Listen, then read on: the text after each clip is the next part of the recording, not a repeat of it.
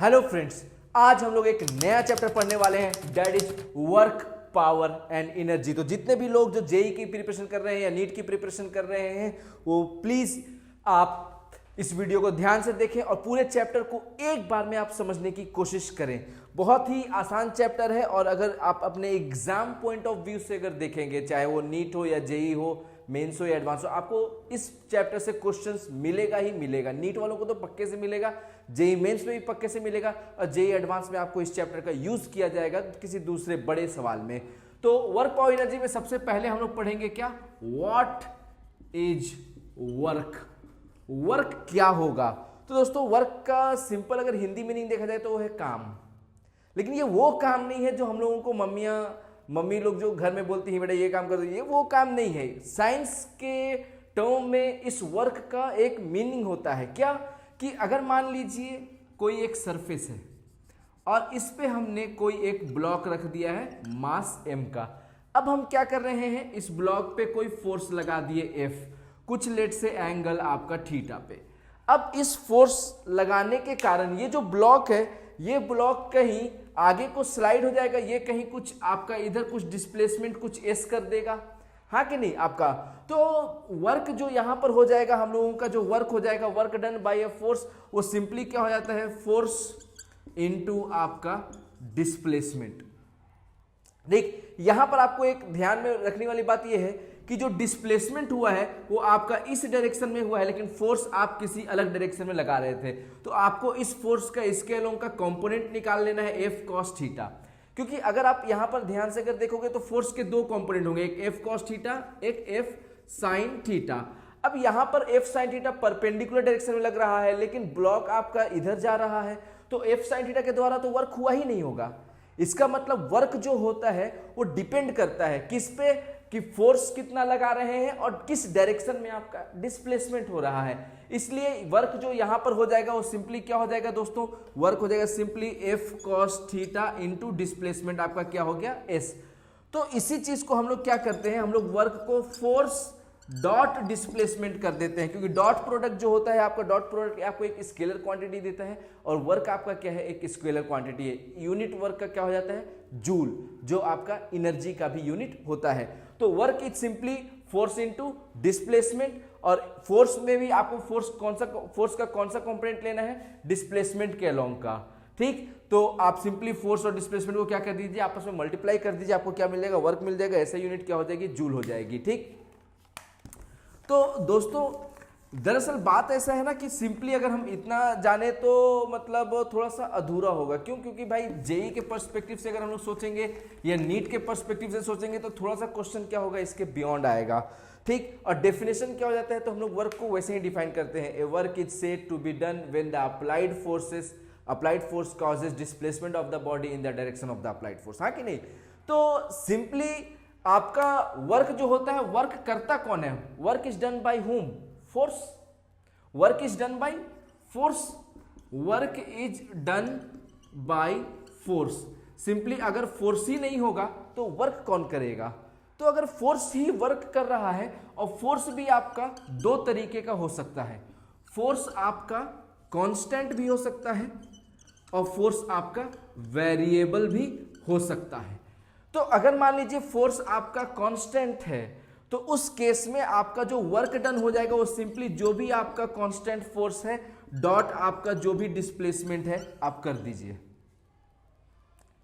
ठीक, और अगर आपका फोर्स क्या है, वेरिएबल है, फोर्स क्या है, वेरिएबल। फोर्स चाहे टाइम के साथ वेरी करे, पोजीशन के साथ वेरी करे। अगर फोर्स आपका वेरिएबल है तो उस केस में हम लोग क्या करते हैं कि मान लीजिए, आपको समझने का कोशिश करिएगा सब कोई, कि मान लीजिए आपका कोई ब्लॉक है, ठीक, और इस पे आप कोई फोर्स लगा रहे हो, जो फोर्स आपका क्या है, वेरिएबल है। फोर्स आपका फंक्शन मान लीजिए एक्स का है, हर डिफरेंट पोजीशन पे आपका फोर्स क्या करेगा, चेंज करेगा।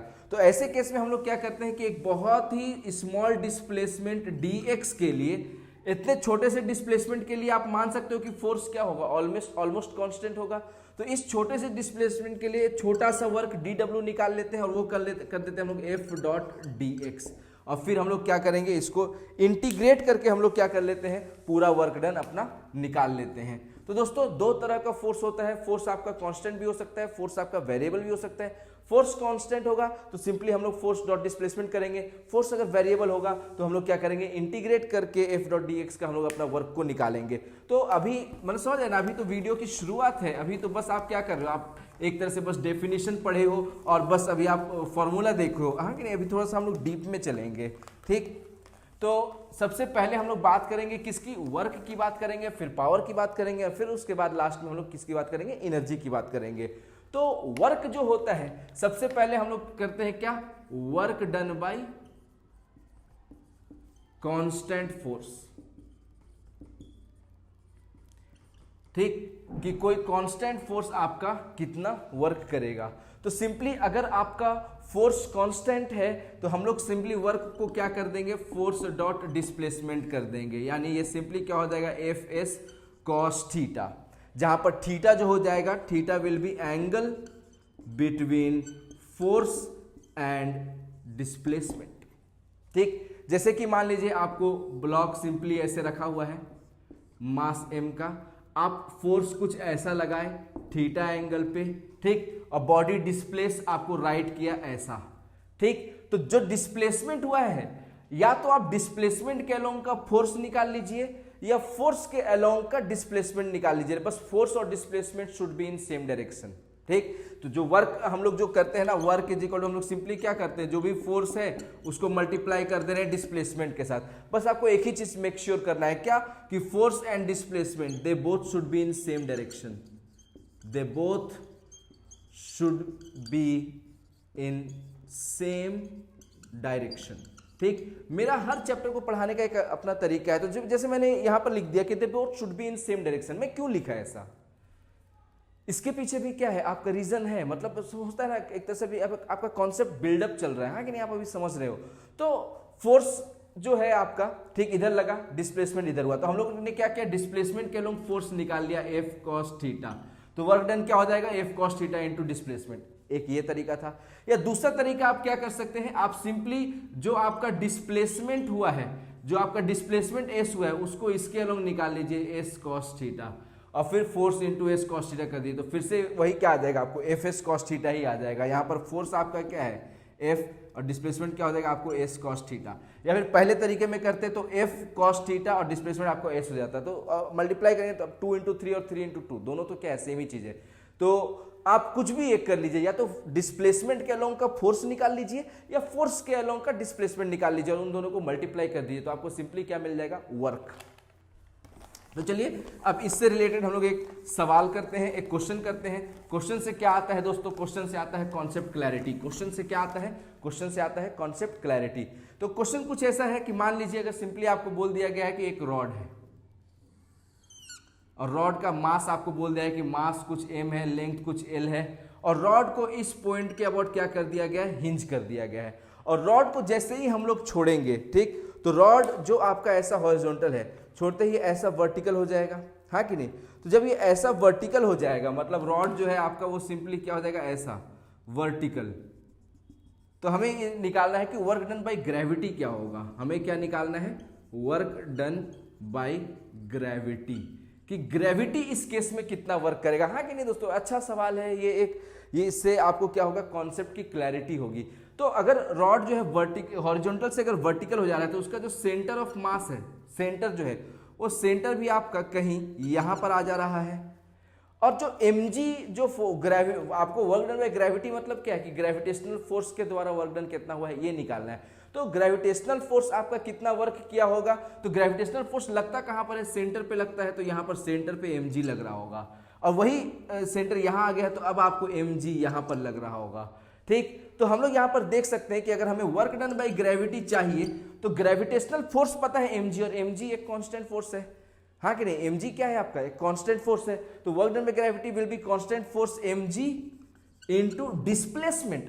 अब मैंने बोला कि डिस्प्लेसमेंट क्या होना चाहिए, फोर्स के अलोंग का होना चाहिए। फोर्स आपको लग रहा है कि इधर आपको निगेटिव वाई एक्सिस में फोर्स लग रहा है, तो अगर रॉड यहां से यहां आ गया, सेंटर यहां से यहां आ गया, तो फोर्स जिस डायरेक्शन में लग रहा है mg, उस डायरेक्शन में डिस्प्लेसमेंट तो l/2 हुआ है ना, ठीक। तो work done by gravity will be force into displacement l/2, ठीक, सिंपली हमने आपको बोला ना कि आप फोर्स के अलोंग का डिस्प्लेसमेंट निकाल लीजिए या डिस्प्लेसमेंट के अलोंग का फोर्स निकाल लीजिए।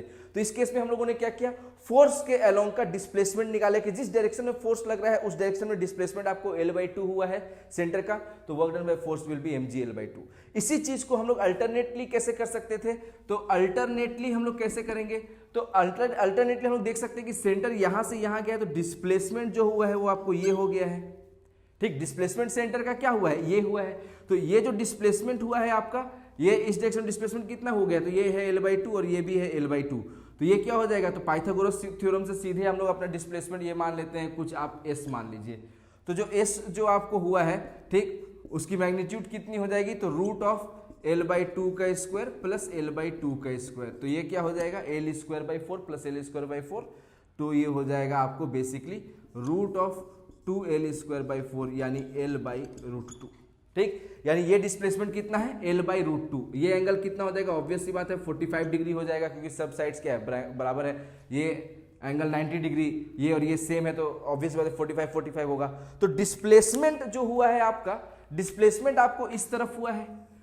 ठीक, तो अगर डिस्प्लेसमेंट के अलोंग हम लोग फोर्स निकालेंगे तो mg का इस तरफ कंपोनेंट क्या हो जाएगा, mg cos 45। ठीक, तो यहां से हम लोग वर्क क्या निकाल सकते हैं, यहां से सेकेंड अल्टरनेट मेथड से हम लोग वर्क कैसे निकाल सकते हैं कि work done by gravity will be, ठीक, आपका डिस्प्लेसमेंट हो गया है L/√2 और डिस्प्लेसमेंट के अलोंग जो फोर्स लगा है वो लगा है mg cos 45। और cos 45 की भी वैल्यू जो होती है वो होती है 1/√2। तो ये आप क्या लिख सकते हो, mgl √2 इंटू √2 क्या हो जाएगा 2। तो सेम आया या नहीं आया दोस्तों। तो यहां से आप क्या सीखे कि भाई आप डिस्प्लेसमेंट के अलोंग का फोर्स देखो या फोर्स के अलोंग का डिस्प्लेसमेंट देखो, दोनों क्या है, दोनों आपका क्या है, सेम है। आप किसी भी एक को लेकर के मल्टीप्लाई करके अपना वर्क निकाल सकते हो। कंफ्यूज नहीं होना है, कॉन्सेप्ट को अपना एकदम सिंपल रखना है। अब हम लोग करते हैं एक दूसरा सवाल।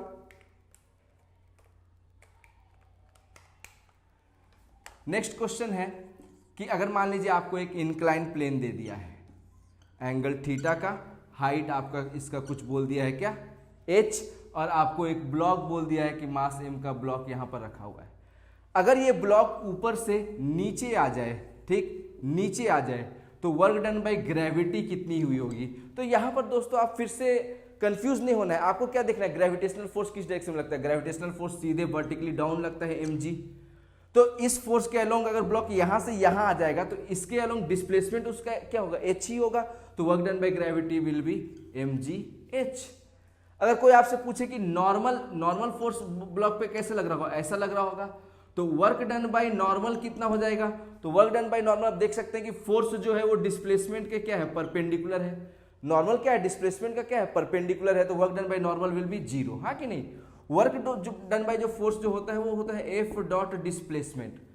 फोर्स डॉट डिस्प्लेसमेंट का मतलब क्या है कि आपको डॉट प्रोडक्ट करना है। डॉट प्रोडक्ट में क्या होता है, कॉस थीटा होता है, कॉस थीटा 90, कॉस 90 क्या होता है 0। तो कभी भी अगर आपका थीटा अगर 90 डिग्री हो जाए तो वर्क डन बाय फोर्स क्या हो जाता है आपका 0। Perpendicular to the displacement force कुछ भी वर्क आपका नहीं कर पाता है, उस केस में वर्क डन बाय फोर्स क्या हो जाता है आपका 0। तो वर्क मैक्सिमम कब होगा, जब फोर्स सेम डायरेक्शन में लगेगा डिस्प्लेसमेंट के। वर्क मिनिमम क्या होगा, कब होगा, जब 180 डिग्री एंगल पे होगा। हाँ कि नहीं। तो ये 3 केसेस बन जाते हैं। तो बोले यहां पर आपको समझ में आया कि वर्क डन बाय नॉर्मल क्या हो जाएगा आपको 0। आपको कुछ नहीं करना है, आपको अगर कांस्टेंट फोर्स दिया हुआ है तो सिंपली आपको क्या कर देना है, work done is equal to force dot displacement. ठीक, 3 केसेस होंगे कि अगर आपका थीटा 0 डिग्री हो जाए, थीटा 0 का मतलब क्या है कि जो डायरेक्शन में डिस्प्लेसमेंट है फोर्स भी उसी डायरेक्शन में हो, तो उस केस में वर्क डन सिंपली क्या हो जाएगा, force into displacement into cos 0। Cos 0 कितना हो जाएगा 1। दूसरा, थीटा अगर आपको 90 डिग्री हो जाए तो उस केस में वर्क डन क्या हो जाएगा दोस्तों, फोर्स डॉट डिस्प्लेसमेंट, तो एफ डॉट एस यानी एफ एस कॉस 90 और कॉस 90 0, तो वर्क डन क्या हो जाता है 0। फिर तीसरा आपका कि अगर थीटा आपको 180 डिग्री हो जाए, 180 डिग्री का मतलब क्या है, ठीक, कि फोर्स आपको इस तरफ लग रहा हो लेकिन डिस्प्लेसमेंट आपको इस तरफ हो रहा हो। तो जाहिर सी बात है कि यहाँ डिस्प्लेसमेंट ये फोर्स तो नहीं कर पा रहा है, तो वर्क डन ये फोर्स वर्क नहीं कर रहा है बल्कि उस पर वर्क हो जा रहा है। तो वर्क डन बाय फोर्स जो इसमें हो जाएगा वो एफ एस कॉस 180 यानी वो माइनस फोर्स इंटू डिस्प्लेसमेंट। तो वर्क जो होता है दोस्तों वो थीटा एंगल पे डिपेंड करता है कि किस एंगल पे आप फोर्स लगा रहे हो डिस्प्लेसमेंट से, हाँ कि नहीं। तो ये थी कहानी किसकी, work done bye a constant force की। नोट करते हुए चलना है दोस्तों साथ में एकदम। अब हम लोग बात करते हैं किसकी, work done bye a variable force की। किसकी बात करते हैं, वेरिएबल फोर्स की, ठीक। कि work done by variable force, कि अगर फोर्स वेरिएबल होगा तो वर्क क्या होगा। तो जैसा कि मैं आपको बताया कि वेरिएबल फोर्स में हम लोग क्या करते हैं कि अगर मान लीजिए, मैं सीधे आपको यह समझा देता हूं एक क्वेश्चन के थ्रू, हाँ कि नहीं, कि मान लीजिए आपको एक ब्लॉक दिया हुआ है मास m का। इनिशियली आपको ये कहां पर है, ये x इज इक्वल टू 0 पे है, और आपने इस पे एक फोर्स लगा दिया F, जो कि है आपको क्या, kx²। यानी फोर्स जो है वो x के साथ आपको क्या कर रहा है, वेरी कर रहा है। x जैसे जैसे इंक्रीज करेगा फोर्स भी इंक्रीज करेगा। तो इस केस में आपको बताना है, you have to find work done, find work done by F from x is equal to x0 to x is equal to 3x0। x0 से 3x0 लेकर के जाने में बॉडी को फोर्स जो है वो कितना आपका वर्क करेगा, ठीक। तो वर्क डन बाय F जो हो जाएगा। अब यहां पर दोस्तों फोर्स समय के साथ क्या कर रहा है, चेंज कर रहा है। तो अगर फोर्स जो है वो टाइम के साथ अगर चेंज कर रहा है तो हम लोग क्या करेंगे, एक छोटा सा डिस्प्लेसमेंट dx के लिए, कितना छोटा सा डिस्प्लेसमेंट dx के लिए, dx के लिए हम लोग देखेंगे कि dw कितना है, ठीक। dx के लिए क्या देखेंगे हम लोग, समझ रहे ना, इनफाइनेटेसिमली स्मॉल डिस्प्लेसमेंट। छोटे डिस्प्लेसमेंट के लिए वर्क भी क्या होगा, छोटा ही होगा। तो dx डिस्प्लेसमेंट के लिए वर्क भी आपका क्या हो जाएगा, dw हो जाएगा। और इस छोटे से डिस्प्लेसमेंट में जो कि बहुत छोटा है, उसमें आपका फोर्स ऑलमोस्ट कांस्टेंट मान सकते हैं। तो उसके लिए आप work done is equal to force dot वो छोटा डिस्प्लेसमेंट आप कर सकते हैं, ठीक। तो कोई भी x डिस्टेंस पे dx का ले लेते हैं। तो x डिस्टेंस पे फोर्स की वैल्यू क्या है, kx²। तो फोर्स को हम लोग लिख देंगे क्या, kx² डॉट dx। अब फोर्स और dx दोनों क्या है, सेम ही डायरेक्शन में है, तो cos 0 1। तो यहां पर सिंपली क्या हो जाएगा, dx। तो अब k क्या है आपका, कांस्टेंट है। तो x² dx को ही अगर हम लोग इंटीग्रेट कर देंगे तो हमें पूरा वर्क मिल जाएगा। और इंटीग्रेट करते समय हम लोग क्या पुट करेंगे, लिमिट, कि हम लोग कहां से कहां तक, x0 पे आपका वर्क डन 0, और आपको कहां तक के लिए निकालना है, 3x0 के लिए निकालना है w, कि आपने कितना वर्क किया। तो जो वर्क जो आ जाएगा दोस्तों यहां पर इंटीग्रेट करके, dw का वर्क क्या हो जाएगा, w is equal to k, constant है बाहर आ गया, x² dx क्या हो जाएगा, x³/3। तो x³/3, लिमिट आपका x0 से 3x0। तो ये हो जाएगा आपको k/3, x³। अब क्या करेंगे, upper limit minus lower limit, तो 3x0 को रखेंगे। तो ये हो जाएगा आपको क्या, 27x0³ माइनस x0³। ओके, तो ये आपको k/3 26x0³, ये हो जाएगा क्या आपका वर्क डन इस केस में, बॉडी को x0 से 3x0 लेकर के जाने में। तो जब भी आपको वेरिएबल फोर्स मिल जाएगा दोस्तों, तो वेरिएबल फोर्स में हमेशा आपको क्या करना है, हमेशा आपको इंटीग्रेट करके ही वर्क निकालना है। dw is equal to f dot dx, फिर फोर्स की जो भी वैल्यू होगी एट ए डिस्टेंस x उसको रख देंगे, dx रख देंगे, इंटीग्रेट करके अपना पूरा क्या करेंगे, वर्क निकाल लेंगे, ठीक। तो वेरिएबल फोर्स में एक बहुत अच्छा एग्जाम्पल भी है जो कि आपको पढ़ना भी होता है, आप पढ़े होंगे, स्प्रिंग फोर्स, ठीक। क्या, स्प्रिंग फोर्स।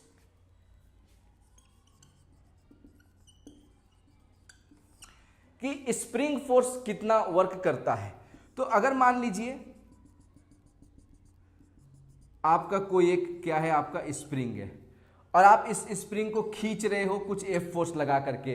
तो अगर मान लीजिए आपने कुछ x अगर स्प्रिंग को स्ट्रेच कर दिया है, तो स्प्रिंग भी आप पे इस तरफ क्या कर रहा होगा, kx फोर्स लगा रहा होगा। तो अगर आप स्प्रिंग को खींचते हैं और खींच करके कहीं आप उसको कुछ लेट से आपने, ठीक, जो डिस्प्लेसमेंट कराई है, ठीक,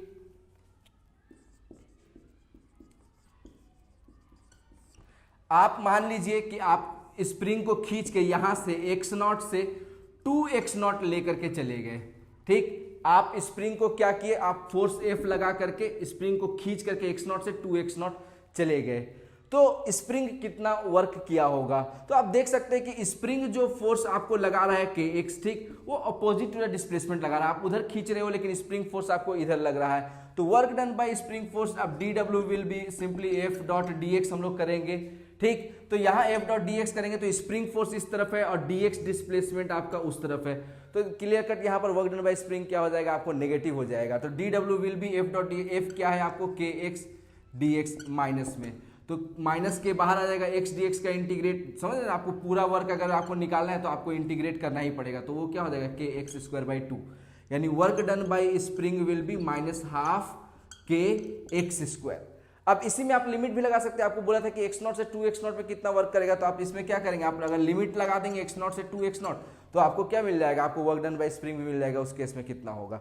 तो देख सकते हैं दोस्तों कि वर्क डन बाई स्प्रिंग जो हम लोग है, अगर आप स्प्रिंग को, ठीक, मतलब यहां पर आप नोट करके बात लिख दीजिए कि if spring is stretched by distance x, अगर आप स्प्रिंग को x डिस्टेंस से स्ट्रेच करते हैं तो वर्क डन बाय स्प्रिंग जो होता है वो माइनस हाफ kx स्क्वायर होता है। यानी कि स्प्रिंग ने वर्क किया नहीं, स्प्रिंग पे वर्क हो गया, यानी स्प्रिंग में क्या हो गया होगा, एनर्जी स्टोर हो गया होगा, हाँ कि नहीं, जो हम लोग आगे चल करके एनर्जी वाले पोर्शन में देखेंगे। तो बोलिए आपको work done by variable force समझ में आया या नहीं आया, हाँ कि नहीं। तो ये स्प्रिंग फोर्स भी क्या है, आपका एक वेरिएबल फोर्स है और इसमें भी आप देख सकते हैं कि आप बेसिकली इंटीग्रेट करके ही work done by the spring आप निकाल रहे हो, ठीक। तो आई होप कि आपको जो वर्क वाला पोर्शन जो है कि work done bye constant force क्या होगा, work done by variable force क्या होगा, ये आपको पूरा समझ में आया होगा। तो दोस्तों इस वीडियो में इतना ही, अगले वीडियो में हम लोग बात करेंगे किसके बारे में, पावर के बारे में, ओके। तो चलिए मिलते हैं आपसे नेक्स्ट वीडियो में। आई होप कि आपको इस वीडियो में सब कुछ समझ में आया होगा, और अगर समझ में आया तो please do hit like button. Thank you.